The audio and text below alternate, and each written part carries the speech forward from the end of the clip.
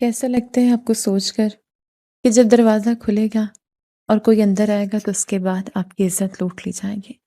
आपके पास कुछ नहीं बचेगा। आपकी ज़िंदगी बर्बाद हो जाएगी। उस वक़्त मैं यही सोचकर उस दरवाज़े की तरफ देख रही थी। मेरे हाथ काँप रहे थे, मेरा गला खुश्क हो रहा था।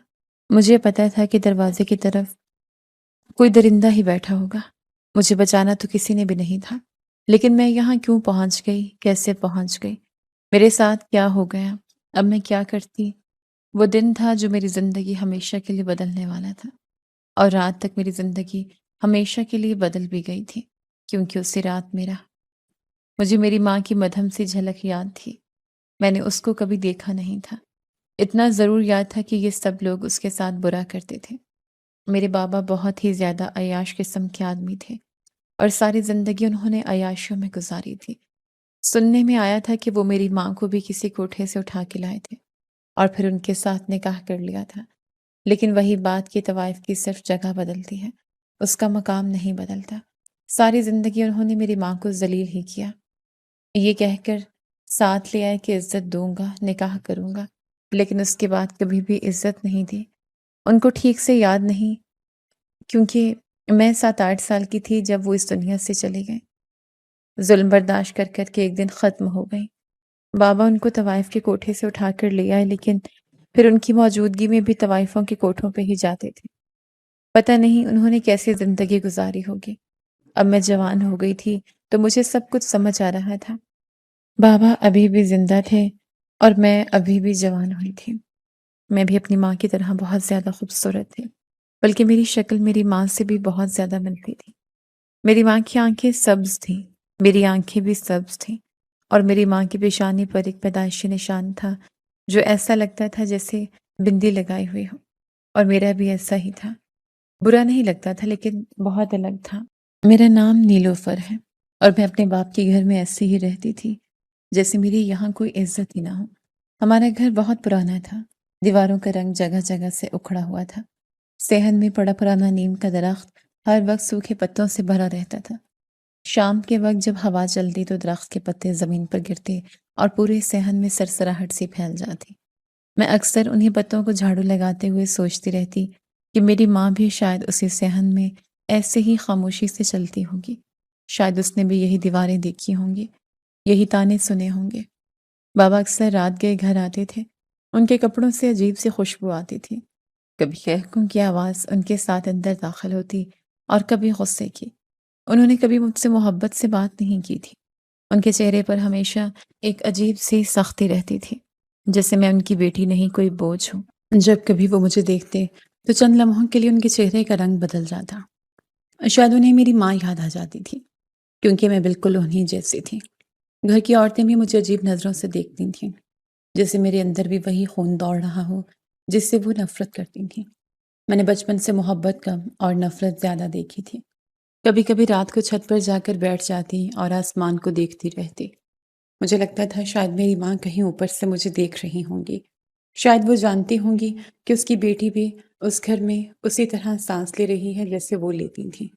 मेरे बुरे दिन तब शुरू हुए जब मेरी एक फुफ्फो 40 साल की उम्र में तलाक लेकर वापस अपने भाई के घर आ गई।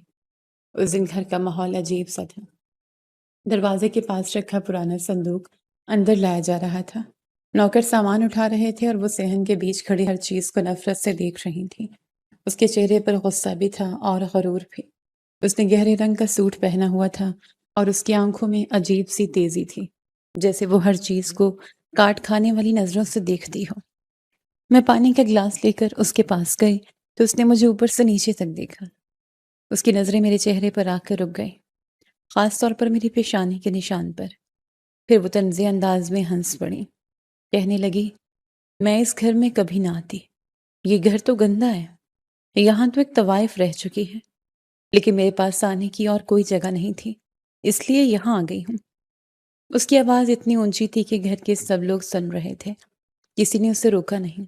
किसी ने ये नहीं कहा कि वो एक मरने वाली औरत के बारे में गलत बोल रही है। मैं खामोश खड़ी रही, लेकिन मेरे अंदर जैसे आग जल रही थी। मेरे फुप्पो का नाम इशरत था। वो जब से आई थी मुझे मुसलसल ताने दे रही थी। कभी मेरे कपड़ों पर बात करती तो कभी मेरे चलने के अंदाज पर। کبھی کہتی کہ میری آنکھیں اچھی نہیں لگتی تو کبھی کہتی کہ میں بالکل اپنی ماں جیسی ہوں، اور اس کے منہ سے یہ بات تعریف نہیں لگتی تھی بلکہ ایک گالی لگتی تھی۔ رات کو میں اپنے کمرے میں بیٹھی تھی۔ کمرہ چھوٹا سا تھا، چھت پر لگا پنکھا آوازیں نکالتا ہوا گھوم رہا تھا۔ باہر صحن میں عشرت پھپھو کی آواز گونج رہی تھی۔ وہ بابا سے باتیں کر رہی تھیں اور بار بار میری ماں کا ذکر کر رہی تھیں۔ میں خاموش بیٹھی دیوار کو دیکھتی رہی۔ پتہ نہیں اب وہ میرے ساتھ کیا کرنے والی تھی، کیونکہ جب سے آئی تھی مجھے دیکھ کر اس کی آنکھوں میں عجیب سا زہر اتر آتا تھا، جیسے وہ صرف میری ماں سے نہیں بلکہ مجھ سے بھی کوئی پرانی دشمنی نکالنا چاہتی ہو۔ سننے میں آیا تھا کہ عشرت پھپھو نے ساری زندگی اپنے شوہر کی زندگی برباد کیے رکھی تھی۔ وہ ہر دوسرے دن اس سے لڑتی تھی، چھوٹی چھوٹی باتوں پر گھر سر پر اٹھا لیتی تھی اور پھر غصے میں چیخ کر کہتی، مجھے دے دے طلاق، اگر دینی ہے تو اب تک کیوں نہیں دی؟ اس کو پورا یقین تھا کہ طلاق کبھی نہیں ہوگی۔ وجہ صرف یہ تھی کہ وہ 2 بچوں کی ماں تھی اور دونوں بیٹے تھے۔ ہمارے معاشرے میں بیٹوں والی عورت خود کو بہت محفوظ سمجھتی ہے۔ عشرت پھپھو کو بھی یہی غرور تھا۔ وہ سمجھتی تھی کہ اس کا شوہر کبھی اس کو چھوڑنے کی ہمت نہیں کرے گا، اسی لیے وہ ہر حد پار کرتی رہی۔ وقت گزرتا گیا، دونوں بیٹے جوان ہو گئے، ان کے چہروں پر ہلکی ہلکی داڑیاں آ گئی تھیں اور وہ اپنے باپ کے کاروبار میں ہاتھ بٹانے لگ گئے تھے۔ لیکن عشرت پھپھو کی عادتیں نہیں بدلیں، اس کی زبان ویسے ہی زہریلی رہی، اس کے چہرے پر ہر وقت غصہ رہتا تھا، جیسے دنیا کا ہر انسان اس کا دشمن ہو۔ پھر ایک دن وہی ہوا جس کا شاید اس نے کبھی سوچا بھی نہیں تھا۔ وہ حسب عادت اپنے شوہر سے جھگڑ رہی تھیں، پورا گھر ان کی آوازوں سے گونج رہا تھا۔ وہ چیخ چیخ کر بول رہی تھیں اور اس کا شوہر خاموش کھڑا تھا۔ شاید برسوں کی خاموشی اس دن ختم ہو گئی تھی۔ اچانک اس آدمی نے غصے میں اسے طلاق دے دی۔ بس ایک لمحہ لگا اور 40 سال کی عمر میں عشرت پھپھو طلاق یافتہ عورت بن گئی۔ مجھے ہمیشہ یہ بات عجیب لگتی تھی کہ جب اتنی زندگی گزر گئی تھی تو باقی بھی گزر سکتی تھی، لیکن کچھ لوگ اپنی ضد میں خود اپنی دنیا جلا دیتے ہیں۔ عشرت پھپھو بھی انہی لوگوں میں سے تھی۔ وہ عورت واقعی خطرناک تھی۔ اس کے چہرے پر عجیب سی سختی تھی۔ وہ جب کسی کو دیکھتی تھی تو یوں لگتا تھا جیسے سامنے والے کے اندر تک نفرت اتار دینا چاہتی ہو۔ طلاق کے بعد اس نے سوچا کہ وہ اپنے دونوں بیٹوں کو ساتھ لے آئے گی تاکہ اس کا شوہر اکیلا رہ جائے۔ شاید وہ اسے آخری سزا دینا چاہتی تھی، لیکن اصل دھچکا تو اسے تب لگا جب دونوں بیٹوں نے اس کے ساتھ آنے سے انکار کر دیا۔ اس دن وہ بہت غرور سے بیٹوں کے سامنے کھڑی تھی۔ اس کے ہاتھ میں کپڑوں کا بیگ تھا اور چہرے پر عجیب سا اعتماد، لیکن اس کے بڑے بیٹے نے نہایت سکون سے کہا، امی، آپ کے ساتھ جا کر کیا کریں گے؟ بابا کا کاروبار ہے، گھر ہے، ہم لوگ کاروبار سنبھالیں گے۔ دوسرے بیٹے نے بھی باپ کا ساتھ دیا۔ وہ لمحہ شاید عشرت پھپھو کی زندگی کا سب سے بڑا تھپڑ تھا۔ ساری زندگی اپنی ضد پر قائم رہنے والی عورت آخر میں اکیلی رہ گئی۔ نہ شوہر ساتھ رہا اور نہ اولاد۔ یوں وہ خالی ہاتھ اپنے بھائی کے گھر آ گئی۔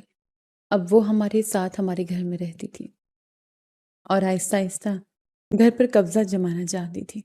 وہ ہر چیز میں اپنی مرضی چلانے لگی تھی، نوکروں کو حکم دیتی، گھر کے خرچ میں بولتی، بابا کے سامنے میٹھی بنتی اور میرے سامنے زہر اگلتی۔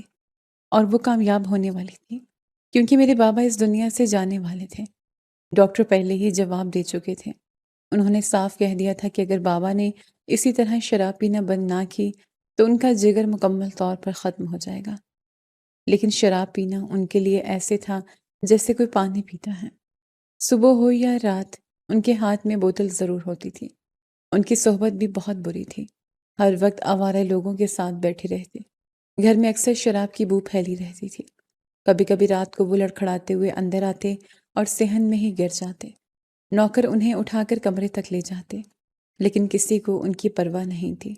شاید اس لیے کیونکہ انہوں نے کبھی کسی کی پرواہ نہیں کی تھی۔ میرے بابا سے کبھی ایسی قربت نہیں تھی کہ میں ایک دن ان سے پوچھتی کہ آخر میری ماں سے شادی کیوں کی تھی؟ اگر عزت نہیں دینی تھی تو اپنے گھر کیوں لائے تھے؟ کبھی کبھی دل میں خیال آتا تھا کہ اگر میں اس گھر کی بجائے کسی کوٹھے پر پیدا ہوتی تو شاید مجھے زیادہ توجہ ملتی۔ وہاں شاید لوگ کم از کم کسی کو اپنا سمجھتے تو ہیں، اور یہاں تو میری اور گھر میں پڑے فرنیچر کی ایک ہی اوقات تھی۔ ضرورت کے وقت استعمال کر لیا جاتا تھا اور پھر نظر انداز کر دیا جاتا تھا۔ میں اکثر اپنے کمرے میں خاموش بیٹھی رہتی، باہر عشرت پھپھو کی آواز گونجتی رہتی، کبھی وہ نوکرانی پر چیختی تو کبھی بابا کے سامنے میرے خلاف باتیں کرتی۔ وہ جان بوجھ کر میری ماں کا ذکر چھیڑتی تاکہ میرا خون جلے، اور اب وہ آ گئی تھی میری زندگی مزید خراب کرنے کے لیے۔ مجھے اندر ہی اندر یہ احساس ہونے لگا تھا کہ آنے والے دن میرے لیے آسان نہیں ہوں گے۔ بابا اس دنیا سے چلے گئے، موت بھی ان کو طوائف کے کوٹھے پر ہی نصیب ہوئی۔ وہیں سے اٹھا کر لائے گئے تو جسم میں جان باقی نہیں تھی۔ ان کے کپڑے بکھرے ہوئے تھے اور چہرہ زرد پڑ چکا تھا، آنکھیں آدھی بند تھی اور سانسیں کب کی ختم ہو چکی تھیں۔ محلے والے عجیب عجیب نظروں سے ہمارے گھر کو دیکھ رہے تھے، کسی کے چہرے پر افسوس نہیں تھا، جیسے سب کو پہلے سے معلوم ہو کہ ان کا انجام ایسا ہی ہوگا۔ گھر میں شور مچا ہوا تھا، عورتیں اونچی آواز میں بین کر رہی تھیں، کوئی سینہ پیٹ رہا تھا اور کوئی بابا کی برائیوں کو دبی زبان میں دہرا رہا تھا، لیکن ان سب کے درمیان میری پھپھو سب سے زیادہ چیخ رہی تھی، ہائے میرا بھائی، ہائے میرا اکلوتا بھائی۔ وہ بار بار یہی کہہ رہی تھیں، آنکھوں پر دوپٹہ رہ کر رونی کی اداکاری کر رہی تھی، لیکن نہ جانے کیوں مجھے اس کی آواز میں دکھ نہیں سنائی دے رہا تھا۔ ایسا لگ رہا تھا جیسے وہ اندر ہی اندر خوش ہوں، اور حقیقت میں وہ خوش ہی تھے، کیونکہ اب اس کی زندگی بدلنے والی تھی۔ میں اس وقت اتنی سمجھدار نہیں تھی کہ اس کے چہرے کے پیچھے چھپی خوشی کو پہچان لیتی، لیکن آج جب میں اپنی کہانی سنا رہی ہوں تو سب سمجھ آ رہا ہے۔ بابا نے اپنی زندگی خود برباد کی تھی، صحت بھی ختم کر لی تھی اور عزت بھی، لیکن دولت بہت تھی ان کے پاس، اتنی کہ ساری زندگی طوائفوں پر لٹاتے رہے، پھر بھی ختم نہ ہوئی۔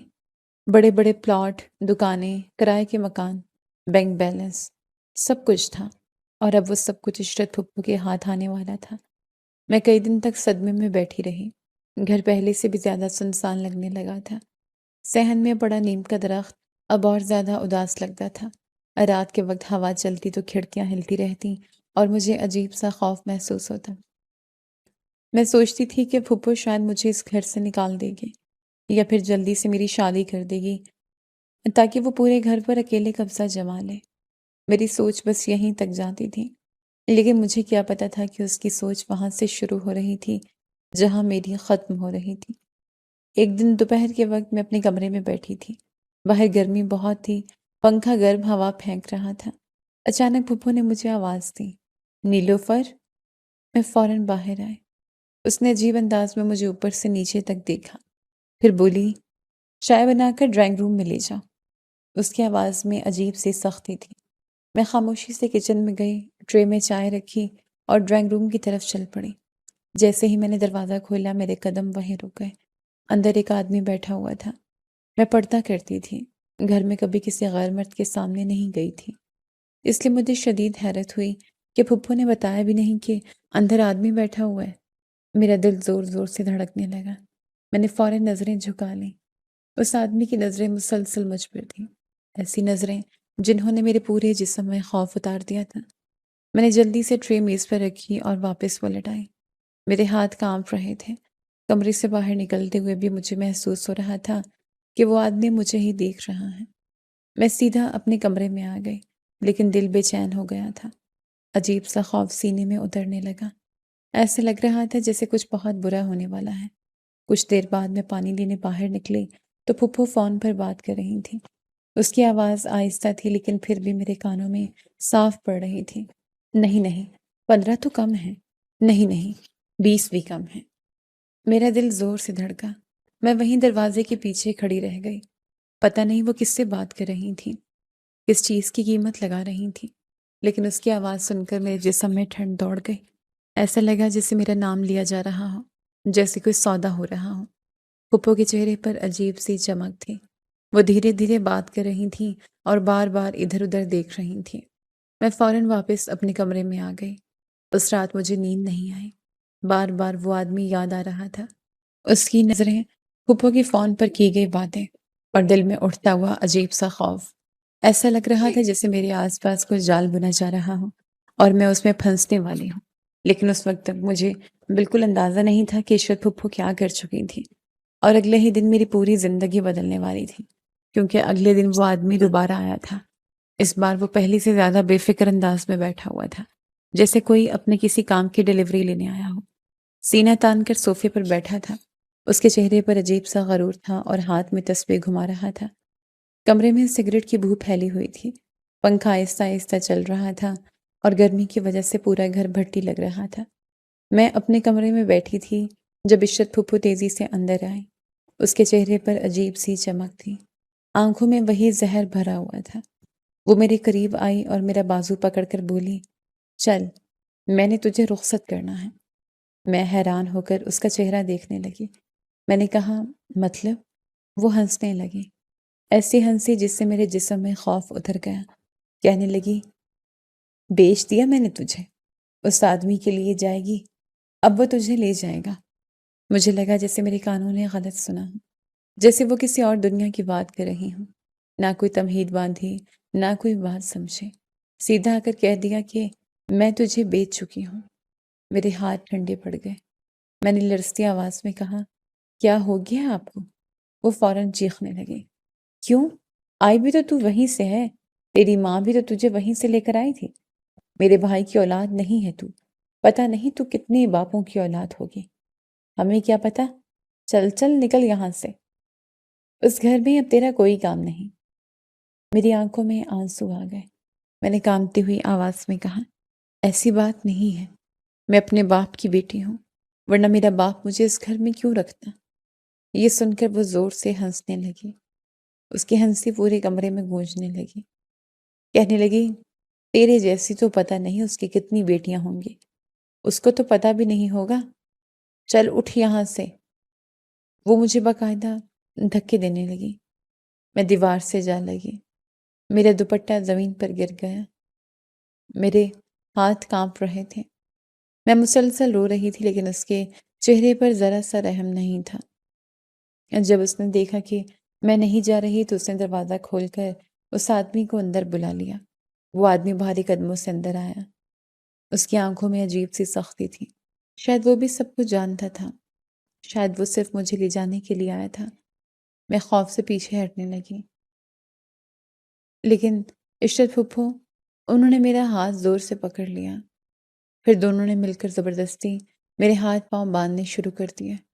میں چیخ رہی تھی، رو رہی تھی، خود کو چھڑانے کی کوشش کر رہی تھی، لیکن وہ دونوں مجھ سے زیادہ طاقتور تھے اور ساتھ ساتھ میری پھپھو میرے کانوں میں اپنی کرخت آواز میں چیخ رہی تھی، تیری ماں بھی تو طوائف تھی، تو بھی کوٹھے پہ بیٹھے گی، جو تیری ماں نے کیا تو بھی وہی کرے گی، ہمارے خاندان پہ تو لگی ہوئی لعنت ہے تو۔ تیری ماں تو مر گئی لیکن تجھے تو میں مٹاؤں گی اس خاندان کے نصیب سے۔ توبہ توبہ، طوائف کی بیٹی، اللہ معاف کرے، اس کا کیا کام یہاں؟ بس لے جاؤ، گندگی صاف ہو ہمارے گھر سے، لے جاؤ اس کو یہاں سے۔ اس کی ہر بات میرے سینے میں تیر کی طرح لگ رہی تھی۔ میں مسلسل کہہ رہی تھی، پھپھو خدا کے لیے ایسا نہ کریں، مجھے مت بھیجیں، میں کہیں نہیں جاؤں گی، میں یہیں رہ لوں گی، میں کسی کو کچھ نہیں کہوں گی۔ لیکن اس نے ایک نہ سنی۔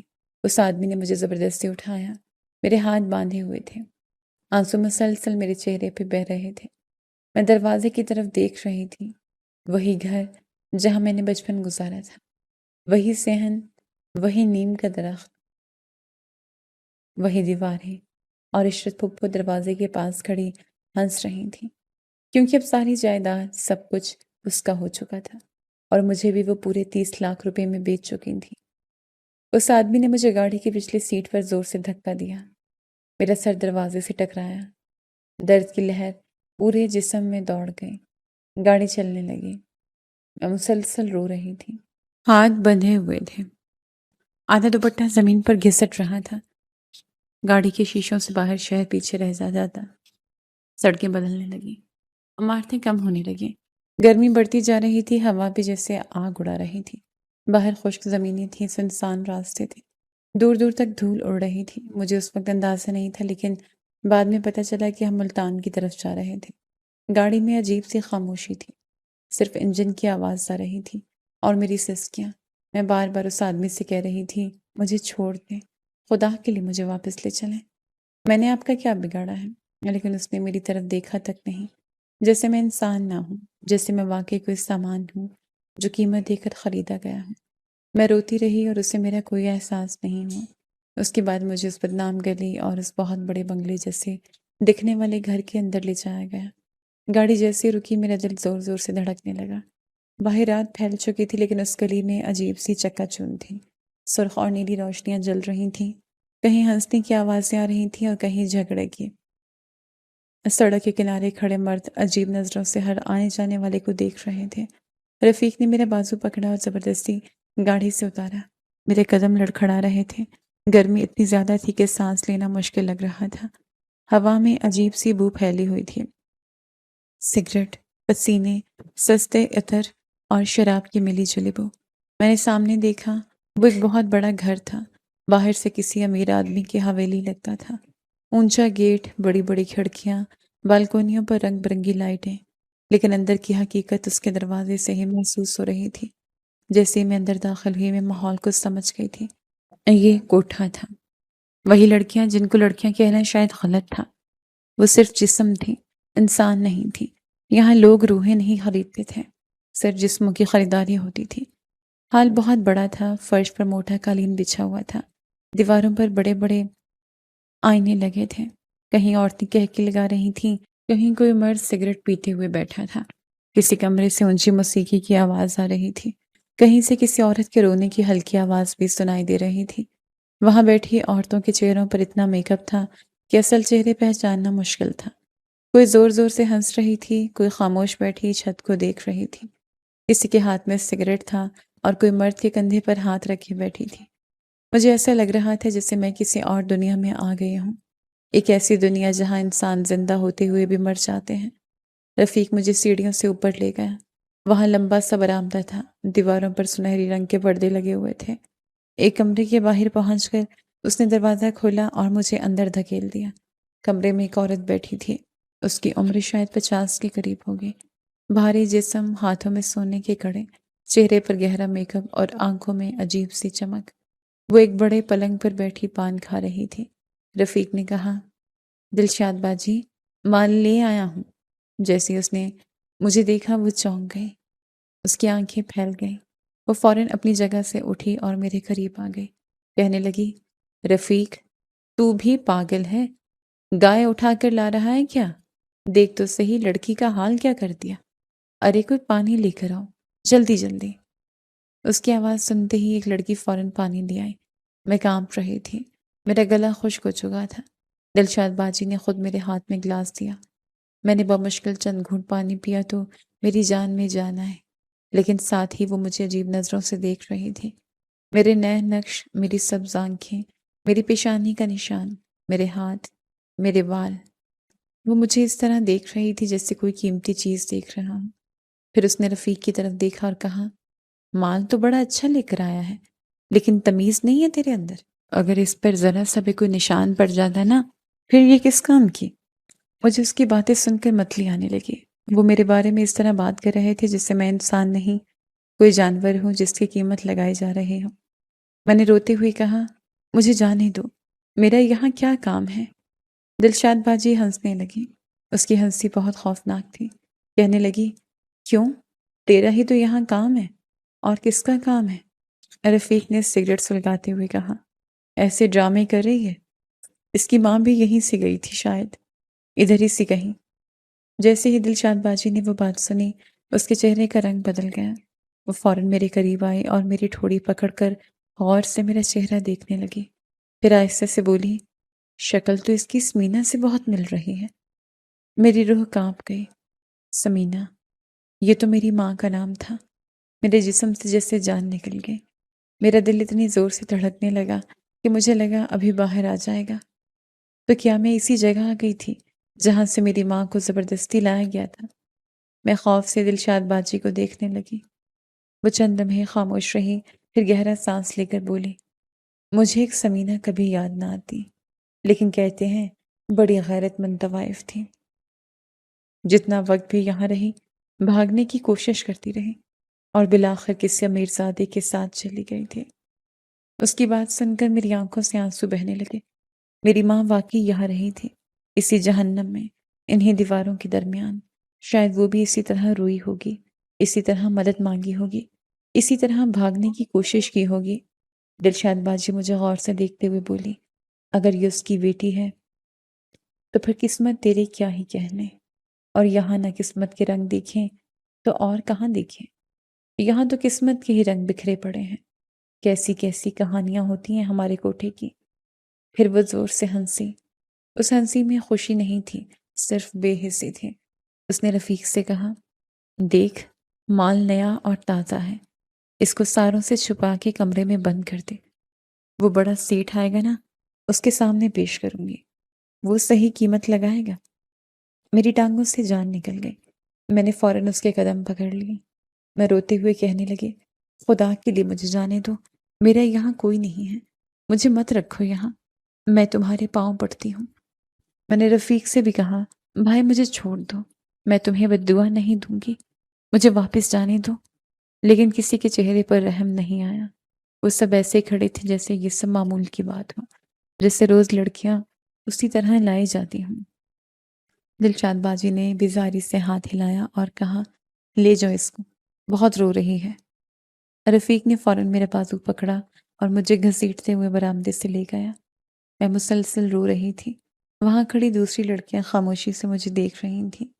کسی کی آنکھوں میں افسوس تھا، کسی کی آنکھوں میں خوف، اور کچھ ایسی بھی تھی جن کے چہرے بالکل بے حس ہو چکے تھے۔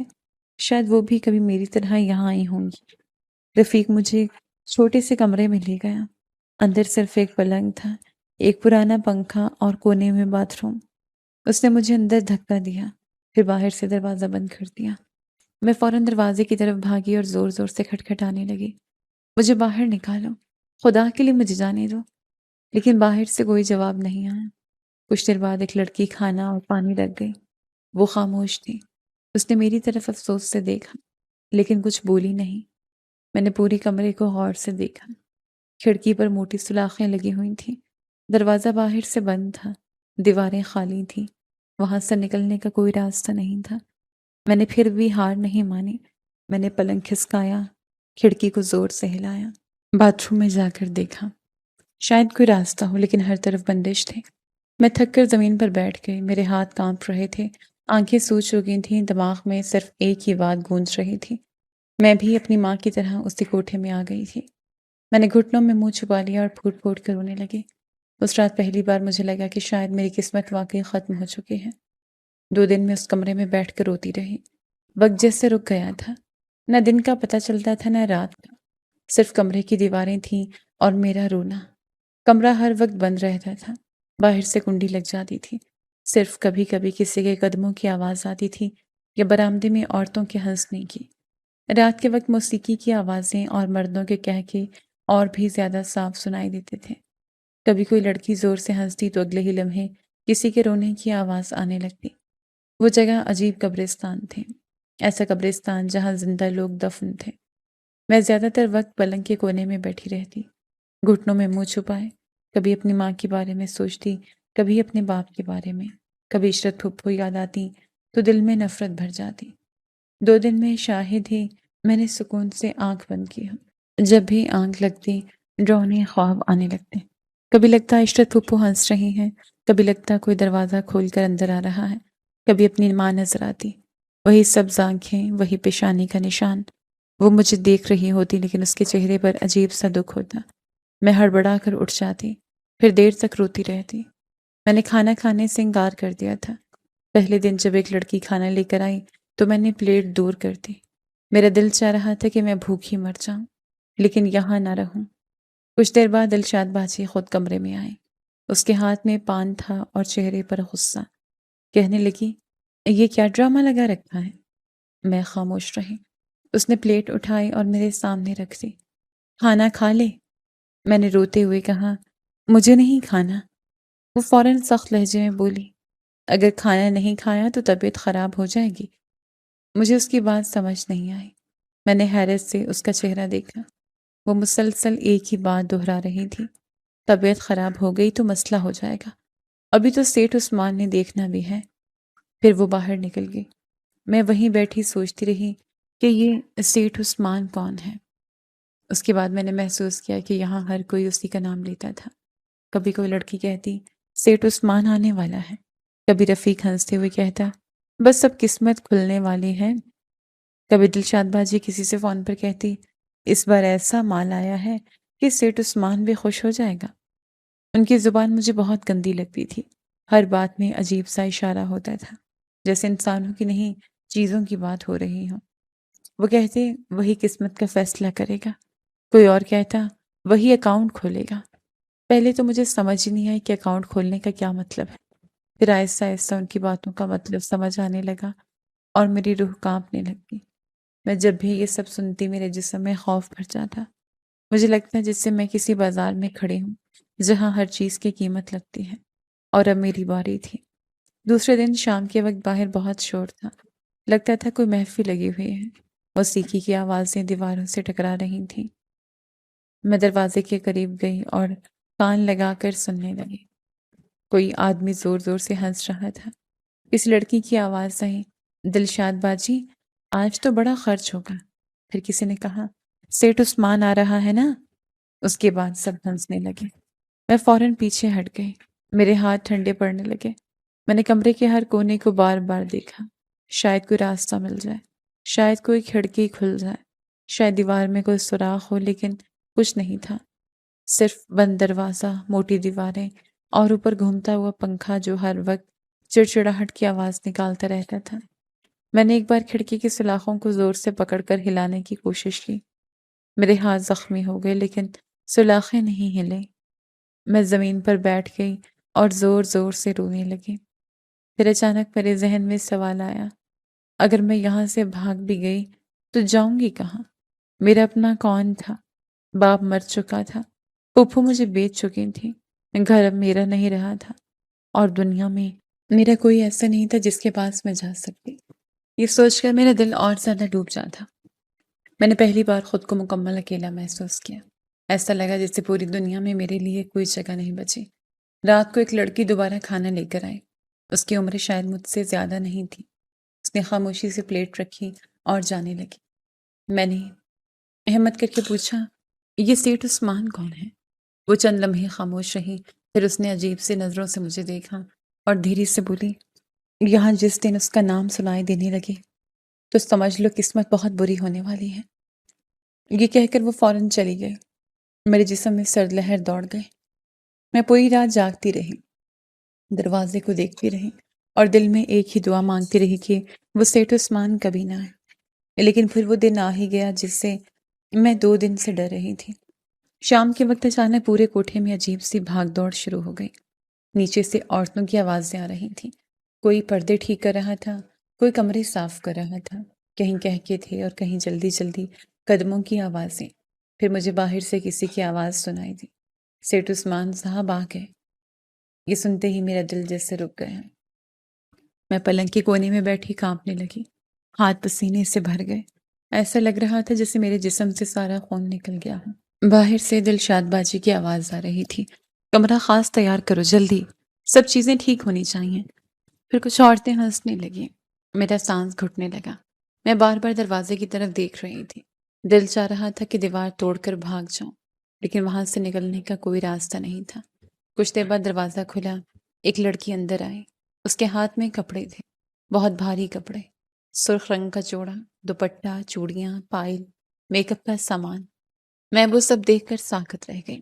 ایسا لگ رہا تھا جیسے مجھے دلہن بنایا جانے والا ہوں، لیکن یہ کسی خوشی کی دلہن نہیں تھی، یہ تو کسی بازار میں سجا کر بٹھائے جانے والی چیز تھی۔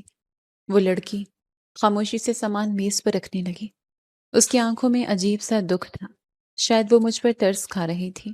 میں فوراً اس کے قریب گئی اور اس کے ہاتھ پکڑ لیے۔ میں روتے ہوئے بولی، تم میری مدد کرو، مجھے نکالو یہاں سے، میں نہیں رہنا چاہتی۔ آج کا دن میری زندگی کا سب سے برا دن بن جائے گا، میرا کیا بنے گا؟ وہ چند لمحے خاموش رہی، پھر اس نے آہستہ سے میرے ہاتھ الگ کیے اور دھیمی آواز میں بولی، ہم کچھ نہیں کر سکتے، ہم بہت مجبور ہیں، تم ہمیں مزید مجبور نہ کرو۔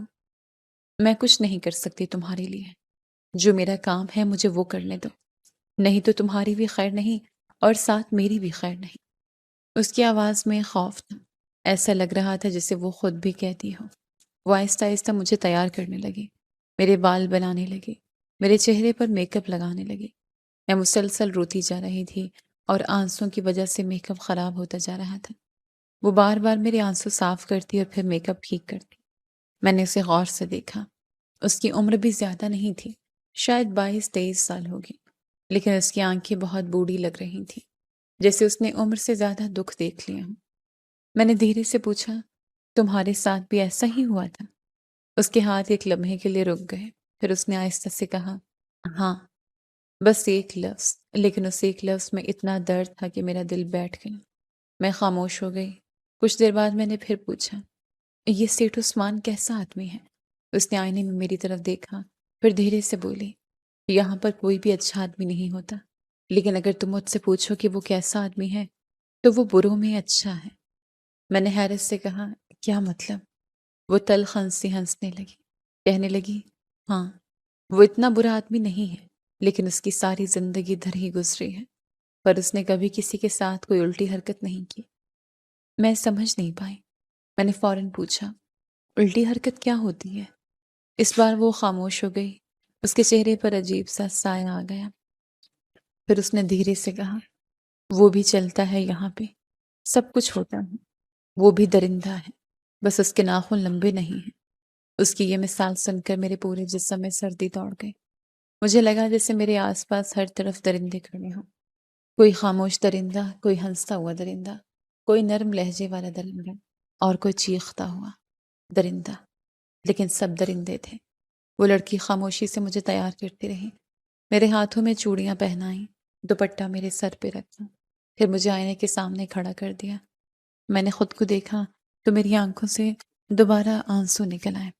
میں واقعی دلہن لگ رہی تھی، لیکن میرے چہرے پر خوشی نہیں تھی، صرف خوف تھا، ایسا خوف جو شاید موت سے بھی بڑا تھا۔ باہر موسیقی کی آوازیں آ رہی تھیں، مردوں کے کہکے، عورتوں کی ہنسی، شیشوں کے ٹکرانے کی آوازیں، اور میں اندر کھڑی کانپ رہی تھی۔ کچھ دیر بعد وہ لڑکی میرے قریب آئی اور دھیرے سے بولی، اگر ہو سکے تو خاموش رہنا، یہاں چیخنے والوں کی آواز کوئی نہیں سنتا۔ یہ کہہ کر وہ دروازے کی طرف بڑھ گئے۔ میں فوراً اس کے پیچھے گئی اور آخری بار کہا، خدا کے لیے مجھے یہاں سے نکال دو۔ وہ رکی، اس کی آنکھیں بھر آئیں، لیکن پھر اس نے نظریں جھکا لیں اور بولی، اگر میرے پاس راستہ ہوتا نا تو میں خود کب کی بھاگ چکی ہوتی۔ یہ کہہ کر وہ باہر چلی گئی۔ دروازہ دوبارہ بند ہو گیا۔ اب میں ایک دوسرے کمرے میں اکیلی بیٹھی تھی۔ یہ کمرہ پہلے والے سے زیادہ خوبصورت تھا۔ دیواروں پر سنہری کام تھا، کونے میں خوشبو والی موم بتیاں جل رہی تھیں، پلنگ پر سرخ چادر بچھی ہوئی تھی، چھت سے بڑا سا جھاڑ فانوس لٹک رہا تھا، لیکن اس خوبصورتی میں عجیب سا خوف چھپا ہوا تھا۔ میں دروازے کی طرف بھاگی، لیکن وہ باہر سے بند تھا۔ میں نے کھڑکی دیکھی، وہاں بھی موٹی جالی لگی ہوئی تھی، یہاں سے بھی باہر نکلنے کا کوئی راستہ نہیں تھا۔ میں آہستہ آہستہ زمین پر بیٹھ گئی۔ میرے ہاتھ کانپ رہے تھے، دل زور زور سے دھڑک رہا تھا، اور مجھے محسوس ہو رہا تھا کہ میری زندگی اب ہمیشہ کے لیے بدلنے والی ہے۔ مجھے تو باقاعدہ دلہن بنا کے بٹھا دیا گیا تھا، سرخ جوڑا، ہاتھوں میں چوڑیاں، آنکھوں میں کاجل، سر پر بھاری دوپٹہ، لیکن دل ایسا لگ رہا تھا جیسے سینے میں زندہ دفن ہو گیا ہو۔ کمرے میں ہلکی روشنی تھی، خوشبو والی موم بتیاں جل رہی تھیں، اور ان کی خوشبو میرے دماغ میں عجیب سا بوجھ پیدا کر رہی تھی۔ باہر سے کبھی موسیقی کی آواز آتی اور کبھی لوگوں کے ہنسنے کی، لیکن اس کمرے کے اندر عجیب خاموشی تھی۔ میں پلنگ کے کنارے بیٹھی مسلسل اپنے ہاتھ مڑوڑ رہی تھی۔ میرا دل اتنی زور سے دھڑک رہا تھا کہ مجھے لگ رہا تھا ابھی باہر نکل آئے گا۔ پھر اچانک دروازہ کھلا، میرا پورا جسم کانپ گیا۔ سیٹھ عثمان کمرے کے اندر داخل ہوا۔ میں نے ڈرتے ہوئے پہلی بار اسے غور سے دیکھا۔ اس کی عمر شاید 40 سے اوپر ہوگی، لیکن دیکھنے میں اتنی نہیں لگتی تھی۔ لمبا قد، صاف ستھرے کپڑے، چہرے پر عجیب سی سنجیدگی۔ اس کی آنکھیں باقی مردوں جیسی نہیں تھیں جو میں نے اس کوٹھے میں دیکھی تھیں، ان میں ہوس کم اور تھکن زیادہ تھی۔ وہ آہستہ آہستہ چلتا ہوا میرے سامنے آ کر رک گیا۔ میرے ہاتھ ٹھنڈے پڑ چکے تھے۔ اس نے کچھ لمحے خاموشی سے مجھے دیکھا، پھر ہاتھ بڑھا کر میرا گھونگھٹ اٹھایا۔ میں خوف سے کانپ گئی، لیکن جیسے اس کی نظر میرے چہرے پر پڑی وہ اچانک ساکت رہ گیا۔ اس کی آنکھیں پھیل گئیں، چہرے پر حیرت آ گئی۔ ایسا لگ رہا تھا جیسے اس نے مجھے پہلے کہیں دیکھا ہو، جیسے وہ کسی پرانے یاد کو اچانک اپنے سامنے زندہ دیکھ رہا ہو۔ میں نے اسے پہلی بار دیکھا تھا، لیکن وہ مجھے ایسے دیکھ رہا تھا جیسے برسوں سے جانتا ہو۔ میں فوراً اس کے سامنے ہاتھ جوڑ کر رونے لگی۔ میں نے کہا، میں شریف زادی ہوں، مجھے یہاں زبردستی بھیجا گیا ہے، مہربانی کریں، میں یہ سب نہیں کرنا چاہتی، مجھے بچا لیں۔ مجھے آپ لوگوں کی دنیا کے بارے میں نہیں پتا، مجھے کچھ نہیں پتا، بس مجھے یہاں نہیں رہنا، مجھے یہاں سے بچا لیں پلیز۔ اگر آپ بڑے آدمی ہیں تو آپ ایسا کر سکتے ہیں، پلیز مجھے بچا لیں۔ میں بار بار یہی کہتی جا رہی تھی، میری آواز کانپ رہی تھی، آنسو مسلسل بہہ رہے تھے۔ میں اس کے قدموں میں گرنے والی تھی لیکن وہ خاموش کھڑا مجھے دیکھتا رہا۔ پھر اس نے دھیرے سے صرف ایک سوال پوچھا، تمہاری ماں کا نام کیا ہے؟ میں نے آنسو صاف کرتے ہوئے کہا، سمینا۔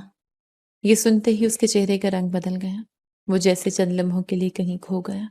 اس کی آنکھیں حیرت سے پھیل گئیں، پھر وہ دھیرے سے بولا، تم بالکل اس جیسی لگتی ہو۔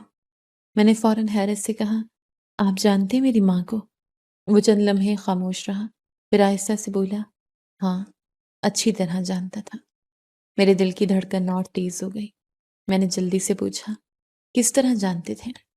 اس نے گہرا سانس لیا اور کرسی پر بیٹھ گیا، پھر میری طرف دیکھتے ہوئے بولا، وہ بعد میں بتاؤں گا، لیکن تم فکر مت کرو۔ پھر وہ چند لمحے خاموش رہا اور اگلے الفاظ سن کر مجھے لگا شاید میں نے غلط سنا ہے۔ اس نے کہا، میں تمہیں یہاں سے لے جاؤں گا، تم سے نکاح ہوگا۔ میں حیرت سے اس کا چہرہ دیکھنے لگی، میرے آنسو رک گئے۔ میں نے بے یقینی سے کہا، کیا؟ وہ آہستہ سے بولا، ہاں، اس کے علاوہ کوئی طریقہ نہیں تمہیں یہاں سے بچانے کا، لیکن گھبراؤ نہیں، میں تمہیں آج ہی یہاں سے لے جاؤں گا، ایک دن بھی اور نہیں چھوڑوں گا، اور یہ لوگ کچھ نہیں کر پائیں گے۔ میں ساکت بیٹھی اسے دیکھتی رہی، مجھے سمجھ نہیں آ رہا تھا کہ یہ خواب ہے یا حقیقت۔ وہ آدمی جس سے میں سب سے زیادہ ڈر رہی تھی وہی مجھے بچانے کی بات کر رہا تھا۔ اس نے پورے وقت مجھے ہاتھ تک نہیں لگایا، نہ قریب آیا، نہ ویسی نظر سے دیکھا جسے باقی مرد دیکھتے تھے، بس خاموشی سے بیٹھا رہا۔ پھر وہ اچانک اٹھا اور دروازے کی طرف بڑھ گیا۔ جانے سے پہلے اس نے ایک بار پھر میری طرف دیکھا اور بولا، ڈرنا مت، اور پھر وہ باہر چلا گیا۔ اس کے جاتے ہی باہر سے آوازیں آنے لگی، پہلے آہستہ آہستہ باتیں ہوئیں، پھر کسی کے غصے سے بولنے کی آواز آئی، پھر دلشاد باجی کی تیز آواز گونجی۔ مجھے کچھ سمجھ نہیں آ رہا تھا لیکن اتنا اندازہ ہو گیا تھا کہ باہر کسی بات پر جھگڑا ہو رہا ہے۔ میں ڈر کے مارے پلنگ کے کنارے بیٹھی رہی۔ کچھ دیر بعد دروازہ دوبارہ کھلا، سیٹھ عثمان واپس اندر آیا۔ اس بار اس کے چہرے پر سنجیدگی اور بھی زیادہ تھی۔ اس نے مختصر سے کہا، چلو میرے ساتھ۔ میں فوراً اٹھ کھڑی ہوئی، میرے ہاتھ اب بھی کانپ رہے تھے لیکن دل میں پہلی بار امید پیدا ہوئی تھی۔ وہ مجھے کمرے سے باہر لے آیا، پورے کوٹھے میں عجیب خاموشی تھی۔ دلشاد باجی دور کھڑے غصے سے مجھے دیکھ رہی تھی لیکن کچھ بول نہیں پا رہی تھی۔ رفیق بھی وہیں کھڑا تھا، کسی کی ہمت نہیں ہو رہی تھی کہ سیٹھ عثمان کے سامنے کچھ کہے۔ میں خاموشی سے اس کے پیچھے چلتی رہی، پھر وہ مجھے باہر لے آیا اور گاڑی میں بٹھا دیا۔ گاڑی چل پڑی، میں پوری راہ خاموش بیٹھی رہی، دل اب بھی خوف سے بھرا ہوا تھا۔ میں کھڑکی سے باہر دیکھتی رہی، وہی سنسان سڑکیں، وہی گرم ہوا، لیکن اب دل میں عجیب سا سوال پیدا ہو رہا تھا، یہ آدمی آخر ہے کون اور میری ماں کو کیسے جانتا ہے؟ کافی دیر بعد گاڑی ایک بڑے بنگلے کے سامنے رکی۔ وہ جگہ اس کوٹھے سے بالکل مختلف تھی، بڑا سا گیٹ، خاموش لان، سفید دیواریں، ہر طرف سکون۔ وہ مجھے اندر لے گیا۔ گھر میں عجیب خاموشی تھی، نہ موسیقی، نہ کہکے، نہ سگریٹ کی بو، صرف خاموشی۔ اس نے ایک ملازمہ کو آواز دی اور کہا، ان کے لیے کمرہ تیار کرو۔ پھر وہ میری طرف دیکھ کر بولا، ابھی تم آرام کرو، باقی باتیں بعد میں ہوں گی۔ میں خاموشی سے اس کے پیچھے چلتی ہوئی ایک کمرے میں آ گئی۔ کمرہ بہت صاف تھا، کھڑکیوں پر ہلکے پردے لگے تھے، بیڈ پر سفید چادر بچھی ہوئی تھی۔ ٹھنڈی ہوا چل رہی تھی لیکن میں پھر بھی ڈری ہوئی تھی، کیونکہ میری زندگی میں آج تک کسی چیز نے آسان راستہ نہیں لیا تھا۔ میں پھر سے کمرے میں بیٹھی تھی لیکن مجھے نہیں پتا تھا کہ میری قسمت میں اس کے بعد کیا ہونے والا تھا۔ تھوڑی دیر کے بعد میرے کمرے میں کھانا لایا گیا، بڑی عزت سے میرے سامنے دسترخوان لگایا گیا، چاندی جیسے برتن، گرم روٹیاں، خوشبو والا سالن، ٹھنڈا پانی۔ میں حیرت سے سب کچھ دیکھ رہی تھی۔ ابھی چند گھنٹے پہلے تک میں کوٹھے کے بند کمرے میں بیٹھی رو رہی تھی، اور اب یہاں ایک بڑے بنگلے میں میرے ساتھ ایسے سلوک ہو رہا تھا جیسے میں واقعی کسی عزت والے گھر کی لڑکی ہوں۔ کھانا لانے والی نوکرانی مجھے چھوٹی بیوی کہہ رہی تھی۔ یہ لفظ سن کر میری آنکھیں بھر آئیں۔ زندگی میں پہلی بار کسی نے مجھے عزت سے پکارا تھا۔ میں دلہن تو پہلے سے ہی بنی ہوئی تھی، لیکن مجھے یہ نہیں پتا تھا کہ آج ہی میرا نکاح بھی ہونے والا ہے۔ کچھ دیر بعد ایک عورت میرے کمرے میں آئی۔ اس کے ہاتھ میں کچھ کاغذ تھے۔ اس نے آ کر نہایت احترام سے کہا، چھوٹی بی بی، نکاح کا وقت ہو گیا ہے۔ میرا دل دھڑکنے لگا۔ میں خاموشی سے بیٹھی رہی۔ پھر جب میرے سامنے نکاح نامہ رکھا گیا تو میں چونک گئی۔ اس پر سیٹھ عثمان کا نام نہیں تھا، بلکہ سیٹھ تنویر کا نام لکھا ہوا تھا۔ میں حیران ہو کر کاغذ دیکھنے لگی۔ تنویر؟ پتہ نہیں یہ کون تھا، لیکن اس کی عمر 22 سال لکھی ہوئی تھی۔ میرے دل میں ایک لمحے کے لیے خوف آیا، لیکن پھر فوراً مجھے وہ کوٹھا یاد آ گیا، وہ بند کمرہ، دلشاد باجی، رفیق اور وہ گندی نظریں۔ میں نے فوراً نکاح قبول کر لیا، کیونکہ اس سے پہلے جو زندگی مجھے دی جا رہی تھی یہ زندگی اس سے کہیں بہتر تھی۔ کم سے کم میں کسی کی بیوی تو بن رہی تھی، کسی بازار میں بکنے والی چیز نہیں۔ نکاح کے بعد سب لوگ بہت سکون سے اپنے کاموں میں لگ گئے۔ کسی نے مجھے برا محسوس نہیں ہونے دیا، نہ کسی نے عجیب سوال کیے، نہ طنز مارے۔ رات کو میں اسی کمرے میں خاموش بیٹھی تھی، دل میں عجیب سا ڈر بھی تھا اور سکون بھی۔ میں سوچ رہی تھی کہ میرا شوہر کیسا ہوگا، کیا وہ بھی باقی مردوں جیسا ہوگا یا واقعی اچھا انسان ہوگا۔ کچھ دیر بعد دروازہ کھلا۔ میں فوراً گھبرا گئی۔ ایک نوجوان کمرے میں داخل ہوا۔ میں نے پہلی بار اسے دیکھا۔ وہ واقعی بہت خوبصورت تھا۔ صاف چہرہ، پرسکون آنکھیں، ہلکی سی داڑھی اور چہرے پر عجیب سا سکون۔ وہ آہستہ آہستہ چلتا ہوا اندر آیا اور مجھ سے کافی فاصلے پر رک گیا۔ پھر بہت نرمی سے بولا، میں جانتا ہوں کہ جس طرح بھی یہ سب کچھ ہوا ہے آپ بہت پریشان ہوں گی، اس لیے آپ پریشان نہ ہوں۔ میں صرف اس لیے آیا تھا کیونکہ مجھے بھیجا گیا ہے۔ ہم اپنی زندگی کا آغاز کریں گے، لیکن اس سے پہلے اگر ہم ایک دوسرے کے دوست بن جائیں تو زیادہ بہتر ہوگا۔ اس کی بات سن کر میری آنکھوں میں آنسو آ گئے۔ اس نے مجھ پر کوئی دباؤ نہیں ڈالا، نہ قریب آنے کی کوشش کی، نہ عجیب نظروں سے دیکھا۔ وہ بہت سکون سے بات کرتا رہا۔ پھر وہ پلنگ کے دوسرے کنارے پر جا کر لیٹ گیا اور بولا، آپ آرام کریں، آپ بہت تھکی ہوئی لگ رہی ہیں۔ میں حیرت سے اسے دیکھتی رہ گئی۔ زندگی میں پہلی بار مجھے کسی مرد سے خوف محسوس نہیں ہوا تھا۔ اس رات میں بہت دیر تک جاگتی رہی، کبھی تنویر کو دیکھتی اور کبھی چھت کو۔ دل میں بار بار یہی خیال آ رہا تھا کہ شاید اللہ نے میرے لیے واقعی کوئی راستہ نکال دیا ہے۔ صبح ہوئی تو کھڑکی سے ہلکی دھوپ اندر آ رہی تھی۔ کمرے میں عجیب سا سکون تھا۔ کچھ دیر بعد ایک نوکرانی آئی اور بولی، چھوٹی بی بی، بڑی بیگم نے آپ کو بلایا ہے۔ میں فوراً گھبرا گئی۔ میں آہستہ آہستہ اس کے ساتھ چلتی ہوئی ایک بڑے کمرے میں پہنچی۔ وہاں ایک بہت ہی باوقار عورت بیٹھی تھی، سفید لباس، پرسکون چہرہ، آنکھوں میں عجیب سی نرمی۔ وہ میری ساس تھی۔ انہوں نے مجھے اپنے پاس بٹھایا، پھر بہت سکون سے بولنا شروع کیا۔ کہنے لگی، میرے شوہر کو کوٹھوں میں جانے کی عادت میری شادی سے پہلے سے ہے۔ میں نے کبھی نہیں روکا۔ ہم لوگ ایسی باتوں پر مردوں کو نہیں روکتے، لیکن تم فکر نہیں کرو، تنویر کے اندر ایسی کوئی عادت نہیں ہے۔ وہ آج کا نوجوان ہے لیکن بہت اچھا بچہ ہے۔ میں خاموشی سے سنتی رہی، پھر انہوں نے گہرا سانس لیا اور بولی، تمہارے سسر ایک سمینہ نامی طوائف سے عشق کرتے تھے۔ یہ سن کر میرا دل دھڑکنے لگا۔ انہوں نے میری طرف دیکھتے ہوئے کہا، انہوں نے ایک دن اس سے کہا تھا کہ وہ اس سے شادی کرنا چاہتے ہیں، لیکن جب تک وہ پہنچے تب تک سمینہ کسی اور سے شادی کر کے جا چکی تھی۔ میری آنکھوں میں آنسو بھر آئے۔ میری ماں، کسی نے واقعی اس سے محبت بھی کی تھی۔ میری ساس نے آہستہ سے میرا ہاتھ پکڑا اور بولی، جب ان کو پتہ چلا کہ تم اسے سمینہ کی بیٹی ہو اور اسی کی طرح مصیبت میں پھنس گئی ہو تو انہوں نے فوراً یہ قدم اٹھایا۔ انہوں نے اپنے بیٹے سے تمہاری شادی کروا دی۔ میں خاموش بیٹھی روتی رہی۔ انہوں نے میرے آنسو صاف کیے اور کہا، دل میں کوئی بات نہیں رکھنا، ہمیں پتہ ہے تم بری لڑکی نہیں ہو، کیونکہ ہم نے کبھی کسی کے ساتھ برا نہیں کیا۔ میرے بیٹے نے بھی کبھی کسی کے ساتھ برا نہیں کیا، تو اس کے ساتھ برا نہیں ہوگا۔ تم اس گھر کی بہو ہو اور تمہیں ہر لحاظ سے عزت دی جائے گی۔ ہم خاندانی لوگ ہیں، ایک دفعہ کسی کو اپنا بنا لیں پھر اس کو نیچا نہیں دکھاتے۔ یہ سن کر میری آنکھوں سے آنسو بہنے لگے۔ میں شاید برسوں بعد سکون سے رو رہی تھی۔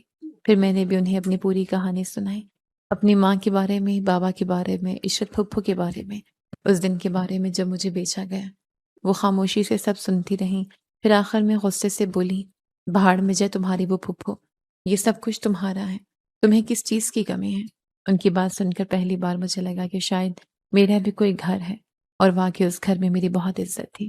نوکر مجھے عزت سے بلاتے تھے، میری ساس مجھے بیٹیوں کی طرح رکھتی تھی، تنویر ہر وقت میرا خیال رکھتا تھا۔ وہ واقعی اس دنیا کا سب سے اچھا انسان تھا۔ اس نے کبھی میرے ماضی کو لے کر مجھے شرمندہ نہیں کیا، کبھی مجھ سے اونچی آواز میں بات نہیں کی۔ جب میں رات کو ڈر کر اٹھ جاتی تو وہ خاموشی سے پانی لا کر دیتا اور کہتا اب تم محفوظ ہو۔ سیٹھ عثمان سے میرا سامنا بہت کم ہوتا تھا اور جب بھی ہوتا وہ میرے سر پر ہاتھ رکھ کر چلے جاتے تھے۔ ان کی آنکھوں میں ہمیشہ عجیب سا افسوس رہتا تھا۔ شاید وہ میری ماں کو نہ بچا سکے تھے لیکن انہوں نے مجھے بچا لیا تھا اور یہی میرے لیے بہت بڑی بات تھی۔